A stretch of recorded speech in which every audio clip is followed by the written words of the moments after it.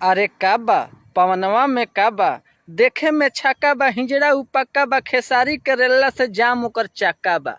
का बा पवनवा में का बा, नशा में मातेला, ढोढ़ी उचाटेला, कहे नी गोबर सिंह तो हमारा के डांटेला। का बा अरे पवनवा में का बा, भोजपुरी के नाश कैलस, बिहार के बर्बाद कैलस, माई बहिन के इज्जतियों के नाश कैलस। अरे का बा पवनवा में का बा, खेसारी से पंगा लेके लंगा होके नाचता, खेसारी के फैन के हइहे नु चाटता। का बा पवनवा में का बा, भोजपुरी में 4 गो के बड़का उ नेता ह, मगहिया जवान राजन सिंह मुकुट, छोटू चिंगारी ओकर नाजायजे नु बेटा ह। का बा पवनवा में का बा।